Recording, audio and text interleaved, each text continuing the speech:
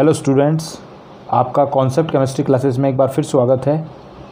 जैसा कि हमने इस सेकेंड ग्रेड की वीडियो सीरीज में हमने केमिस्ट्री के कुछ पार्ट वीडियो अपलोड कर दिए, जिसमें हमने इनऑर्गेनिक केमिस्ट्री का कुछ पार्ट, क्वांटम संख्याएं और ऑफ-बॉक का नियम, हमने 2 वीडियो को अपलोड कर दिया है।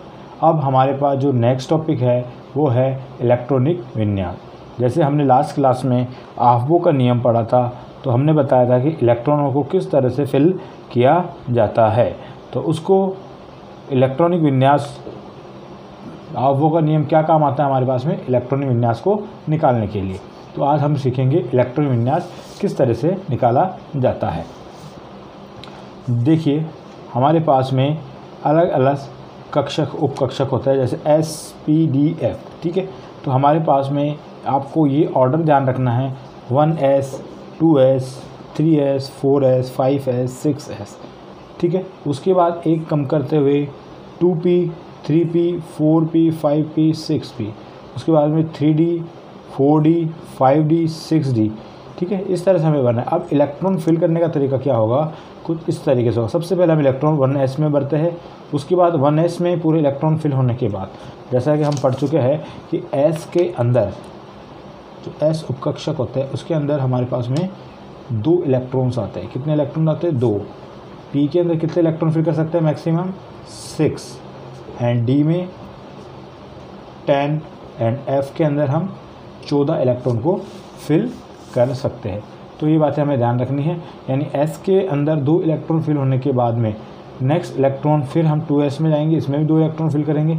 उसके बाद p के अंदर, p के बाद 3s, 3s के बाद 3p, फिर 4s। देखिए हमने बना रखा है, सबसे पहले 1s में जाएगा, फिर उसके बाद में 2s, 2s के बाद में किस में जा रहा है? पीछे की तरफ वापस 2p, 2p से फिर किसके बाद 3s, 3s के बाद 3p, 3p के बाद 4s। तो इस तरह से इस एरो के हिसाब से हम ये हमारे इलेक्ट्रॉन बनने का क्रम होगा, ठीक है। जैसे हम एक एग्जांपल ले लेते हैं,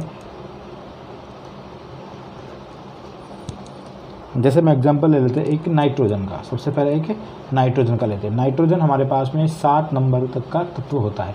7 नंबर का तत्व होता है, तो इसका इलेक्ट्रॉनिक विन्यास हम यहाँ से स्टार्ट करेंगे। सबसे पहले 1s हमने लिखा, s में कितने इलेक्ट्रॉन फिल कर सकते हैं हम? 2। तो हमने यहाँ पे 2 फिल किया। उसके बाद कॉमा लगाया, उसके बाद में हमारे पास कितने हैं? 2। इसके बाद आएगा 2s, s में भी कितने इलेक्ट्रॉन? 2। तो कितना हो गया? 4। अभी भी हमारे पास में 3 इलेक्ट्रॉन बचे हुए हैं। तो 2s के बाद किसका नंबर? 2p। तो 2p हमारे पास में कितने आ गए? ये 3 आ गए, ठीक है। तो इस तरह से हम इलेक्ट्रॉन को फिल करते हैं। अब नाइट्रोजन के बाद ऑक्सीजन आता है, ऑक्सीजन 8 पे, तो 1s2, ठीक है। इसी प्रकार से 2s2 कितने हुए? 4। अब कितना बच गए? 4 और बच गए। तो नेक्स्ट p के अंदर आएगा 2p4। इस तरह से हम इसमें इलेक्ट्रॉन को फिल कर सकते हैं, ठीक है। इलेक्ट्रॉन फिल करने का तरीका हमने लास्ट क्लास में पढ़ाई था कि s के अंदर कितने इलेक्ट्रॉन फिल कर सकते हैं? 2, 1 और 2, ठीक है। जिसने लास्ट वीडियो नहीं देखा है वो जाके पहला वीडियो देखिए, जिससे आपको पता लगेगा कि आप वो नियम के अनुसार इलेक्ट्रॉन को किस तरह से भरा जाता है। और 2s के अंदर भी इस प्रकार से। अब p के अंदर भरने के लिए हमने नियम पढ़े, ऑफ-बॉक का नियम, हुंड का नियम, n+l का नियम, ठीक है। तो इलेक्ट्रॉन को पहले हम समान चक्रण के इलेक्ट्रॉन भरे जाते हैं, ठीक है। समान चक्रण के इलेक्ट्रॉन, उसके बाद चौथा नंबर का इलेक्ट्रॉन कहाँ आएगा? यहाँ पे, ठीक है। तो ये इलेक्ट्रॉन फिल इस तरीके से किया जाता है। ऐसे p का नाइट्रोजन के लिए p तरीके से भरे जाएंगे, 1, 2 एंड 3, ठीक है। तो इस तरह से हम कुछ इलेक्ट्रॉनों को फिल कर सकते हैं, ठीक है। जैसे हम कुछ और बड़ा तत्व ले लेते हैं, कैल्शियम, ठीक है। कैल्शियम ले लेते हैं, कैल्शियम 20 पे है, 20 वाला हम निकालते हैं 1s2। देखिए 1s2, उसके बाद इसमें भी 2 आते हैं, 2s2, उसके बाद में 2p6, फिर हम बात करते हैं 3s2। काउंट करते जाओ इलेक्ट्रॉन कितना होगा? 10 और 2 12। फिर उसके बाद में 3p6, ठीक है। तो कितना हो गया? 10, 2 12 और 6 18। 3p के बाद किसका आता है? 4s, 18 और 2 बच गए जो s में फिल हो गए, ठीक है। तो इस प्रकार से हमने पूरे इलेक्ट्रॉन को फिल कर लिया। तो इस तरह से हम कोई भी इलेक्ट्रॉनिक तत्व, इलेक्ट्रॉन विन्यास निकाल सकते हैं। ठीक है, लास्ट इलेक्ट्रॉन जिस उपकक्षक में भरा जाता है उस हिसाब से हम किसी भी उपकोष्ठ का नाम देते हैं। हमारे पास में हम जब आवर्त सारणी पढ़ते हैं तो हमारे पास में 4 ब्लॉक होते हैं, एक एस ब्लॉक, एक F block, sorry P block, एक हमारे पास में डी ब्लॉक और एक हमारे पास में एफ ब्लॉक। तो ये इलेक्ट्रॉन हमने कैसे नाम से दिया कि अंतिम इलेक्ट्रॉन जिस कक्षक में उपकक्ष में भरा जाता है तो उस हिसाब से उसका ब्लॉक का नाम दे दिया। ठीक है, तो इनका हमको सबको इलेक्ट्रॉन विन्यास ध्यान रखना है। देखिए सबसे पहले एस ब्लॉक का जनरल इलेक्ट्रॉनिक कॉन्फ़िगरेशन यानी सामान्य इलेक्ट्रॉन विन्यास क्या होता है।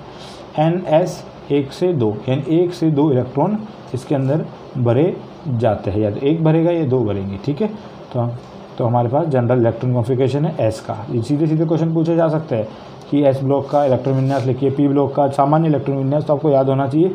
तो पी ब्लॉक के क्या होगा NS2 NP 1 to 6 यानी पी में 6 तक इलेक्ट्रॉन भर सकते हैं। एन का मतलब है कोई भी हमारे पास में कोश की संख्या, प्रिंसिपल क्वांटम संख्या यानी मुख्य क्वांटम संख्या। उसके बाद है हमारे पास में डी ब्लॉक का electron configuration N-1 D 1 to 10 NS2 1s2। ये आपको डायरेक्ट याद रखना है कि इसके अंदर जो इलेक्ट्रॉन डी कक्षक इलेक्ट्रॉन है बाहर से अंदर वाले कक्षक में भरे जाते हैं, बाहर से अंदर वाले कोश में भरे जाते हैं। ठीक है, बाहर से अंदर वाले को हम N-1 से प्रदर्शित करते हैं, इसको हम बोलते हैं उपांत्य कोश। क्या बोलते हैं? उपांत्य कोश। इसी प्रकार से हम अगला है एफ ब्लॉक का कॉन्फ़िगरेशन N-2 यानी बाहर से 2 अंदर, और एफ में कितने इलेक्ट्रॉन फिल कर सकते हैं 14 तक, और N-1 में 0 से 1 और NS2 ये इसका इलेक्ट्रॉनिक कॉन्फ़िगरेशन होता है। और N-2 को बोलते हैं उपांत्य कोश। ठीक है, तो ये भी बातें आपको कुछ ध्यान रखनी है कि इलेक्ट्रॉन विन्यास को हम किस तरह से निकाल सकते हैं।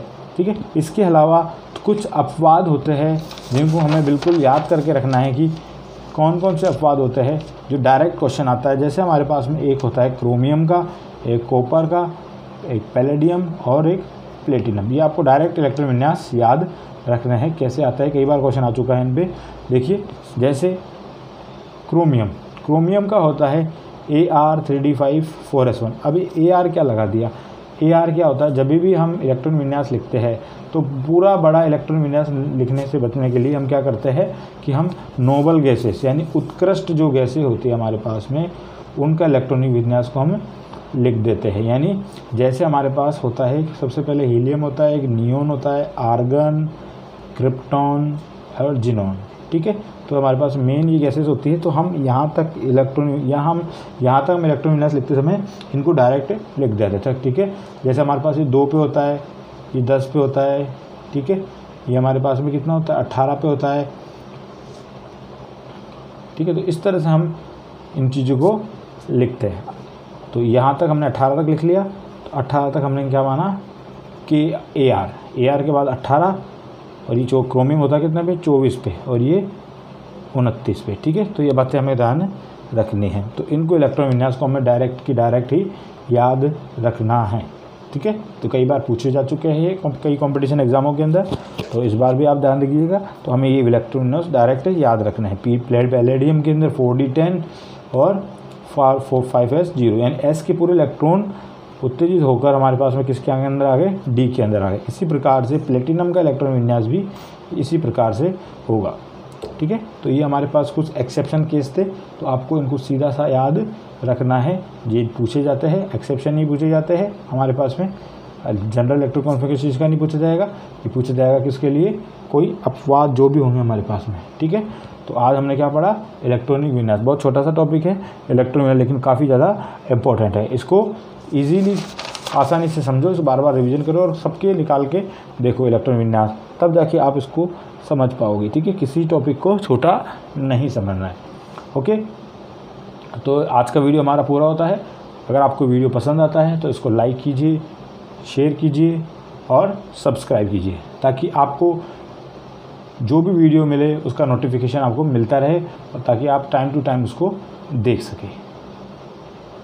Okay, thank you.